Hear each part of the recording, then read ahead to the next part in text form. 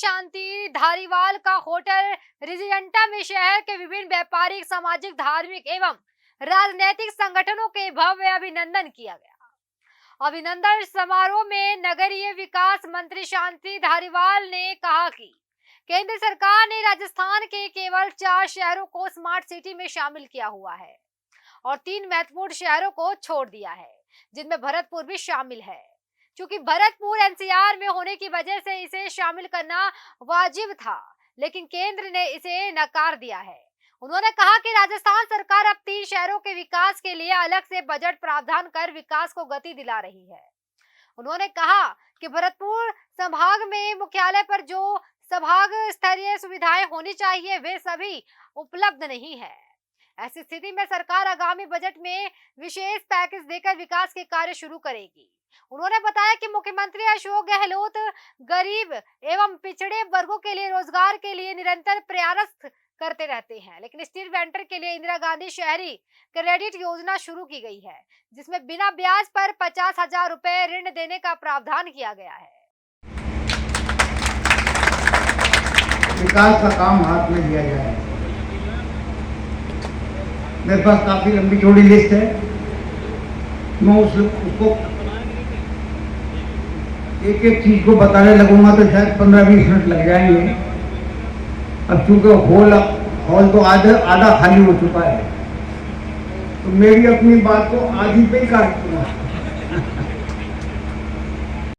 Lecturer था यहाँ, जब when I was a lecturer here in the MSc college, आप कलेक्टर रहे थे और संधू साहब को तो आप जानते हैं, जितना काम यूडीएच में हुआ धारीवाल साहब के मार्गदर्शन में, उसमें बहुत सारा श्रेय संधू जी को जाता है और इसलिए हमारे माननीय मुख्यमंत्री जी ने उनको सलाहकार बनाया यूडीएच और एलएसजी डिपार्टमेंट में। और जो भरतपुर शहर की सबसे बड़ी समस्या है, चाहे कच्चे परकोटे पर जो हमारे लोग बसे हुए हैं उनको पट्टे देने की समस्या, चाहे जो हमारी हेरिटेज की कॉलोनियां काटी गई हैं जो आर्कियोलॉजिकल में आती है, चाहे वो महाराजा प्रॉपर्टी हो, अमृत नगर हो, उनकी समस्या का समाधान होगा। इसी तरह से एग्रीकल्चर कॉलोनियां में जो भूमियां जो कॉलोनियां बसी हुई हैं उनका भी समाधान अब हो सकेगा। मुझे खुशी है और मैं तो माननीय मंत्री जी से अनुरोध करूंगा कि भरतपुर के साथ पिछले सालों में, मैं ये तो नहीं कहूंगा, लेकिन वो उसका जो जायज हक था संभागीय हेडक्वार्टर के नाते, अभी भी ऐसे बहुत सारे कार्यालय हैं जो संभागीय स्तर पर होना चाहिए, अभी भी जो है दूसरी जगह है जो भरतपुर ट्रांसफर नहीं हुए। इसी तरह से बहुत सारी परियोजनाएं, हमारा गनावर सेंचुरी की वजह से हमें थोड़ा एक अंतर्राष्ट्रीय विरासत के रूप में पहचान मिली हुई है। इसी तरह टीटीजेड की वजह से हमें नुकसान ये हो रहा है कि हमारी इंडस्ट्री नहीं आ पाती, एनसीआर में होने की वजह से भी हमें इंडस्ट्रीज का बड़ा नुकसान होता है। मैं आप जानता हूँ कि आप मुख्यमंत्री अशोक गहलोत के सबसे विश्वस्त, भरतपुर वाले कहते हैं कि सुभाषकर बड़े खास आदमी है। अरे आपको नहीं मालूम, सबसे नंबर 1 विश्वस्त सलाहकार कोई है तो धारीवाल साहब बैठे हुए हैं। आप जानते हैं धारीवाल जी ने क्या स्टेटमेंट दिए थे, और ये जो कहते हैं गहलोत साहब इनकी बात नहीं टालते। और मैं तो आज इनसे इस मन से यही मांग करता हूं कि एक बार बहुत विकास हुआ दूसरी जगह, लेकिन इस ब्रजांचल का, जिसको पूर्वी द्वार कहा जाता है, लोहागढ़ का द्वार कहा जाता है, इस भरतपुर के साथ जो भी नाइंसाफी, मैं तो मुख्यमंत्री अशोक गहलोत जी का धन्यवाद देता हूं कि पहली बार जो बजट में उनके करीब इसमें 2000 करोड़ रुपए की घोषणा पूरे संभाग में दी है, जिसमें से 1400-1500 करोड़ रुपए भरतपुर को भी दिया है। एक तो वो परियोजनाएं पूरी हों। और संधू साहब कुंजीलाल जी बैठे हुए हैं, मैं आपसे कहना चाहूंगा, चाहे आप डिसेंट्रलाइजेशन करिए अथॉरिटी का, लेकिन भरतपुर के जो भी प्रोजेक्ट जाए एक सिंगल फाइल पर स्वीकृति जो धारीवाल साहब करें। बीच में जो रेड टेपिज्म होता है, जो अफसरशाही जो आप लोग नहीं करते, लेकिन बीच वाला जो तबका होता है जो हमारे लोअर लेवल से शुरू होकर के और बीच के लेवल का होता है, और संधू साहब को अच्छी तरह जानते हैं, कुछ इस तरह से खूब आपका अनुभव रहा है कि इस सिस्टम को खत्म करें। गवर्नेंस का मतलब जो होता है, गहलोत साहब कहते हैं कि मेरी आम आदमी जो दूर छोर पे आदमी बैठा हुआ है उसको कैसे लाभ मिले। और मैं समझता हूँ आपने जो सलाहकार पद का जो सुशोभित किया है, और कुंजीलाल, तो मैं तो इनको पॉलिटिकल आदमी मानता हूँ, है जरूर ये प्रिंसिपल सेक्रेटरी है, और मैं समझता हूँ बिल्कुल, और इनकी एक सोच आम जन के प्रति बड़ी अनुकूल है। और जब आपने यूडीएच डिपार्टमेंट का भार संभाला है, मुझे खुशी है कि भरतपुर के साथ भी न्याय होगा। जिस तरह से मुख्यमंत्री गहलोत जी का जो विश्वास भरतपुर के, जिसमें आने वाले समय में कितने अधिक से अधिक लोगों को, गरीब लोगों को पट्टों का वितरण किया जाए, चाहे वो हमारे कच्चे परकोटे में बने हुए मकान हैं, चाहे कृषि भूमि में बनी हुई कॉलोनियाँ हैं, चाहे वो आर्कियोलॉजिकल डिपार्टमेंट के तहत जो कॉलोनियाँ आ गई थी, जो वालेद साहब की प्रॉपर्टी जो ज़मीन थी उस पर कॉलोनियाँ काटी गई थी, तो वो हैं उनको पट्टे देने का भी तो वो होगा। इसी के साथ साथ जो अन्य समस्याएं हैं उनका भी काम होगा।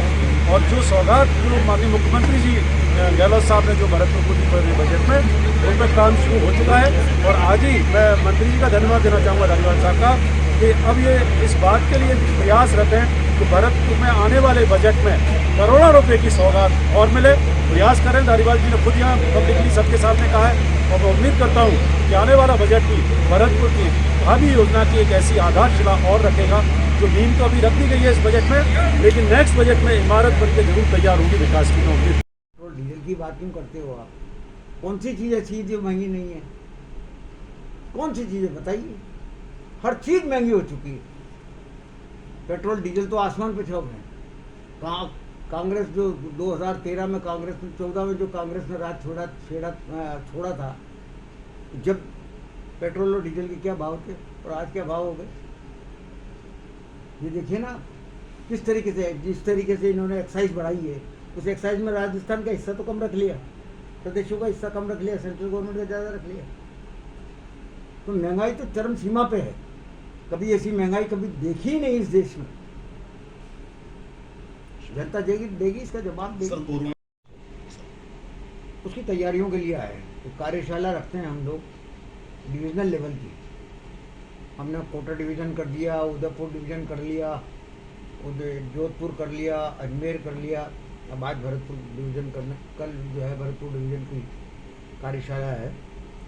तो मोटे तौर पर हम इसमें नगर पालिकाओं के जितने भी सभापति हैं, जो चेयरमैन है, सभापति है, और वहाँ के जो कमिश्नर हैं या ईओज हैं, एग्जीक्यूटिव ऑफिसर्स, उनको बुलाते हैं और उनको बुला करके उन बिंदुओं को समझाने की उनको कोशिश करते हैं जिनसे कि 2 अक्टूबर के बाद में जनता को लाभ दिया जा सकेगा। मोटे तौर पर वो है। तो सारा पूरा डिपार्टमेंट चलता है हमारा।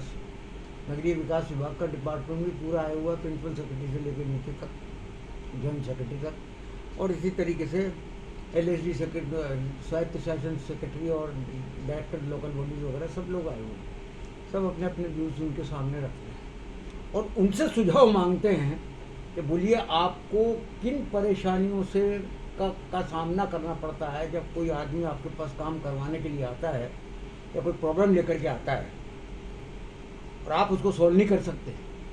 करना तो चाहते हो लेकिन कर नहीं पा रहे क्योंकि कोई ना कोई नियम या कोई कानून आ रहा है।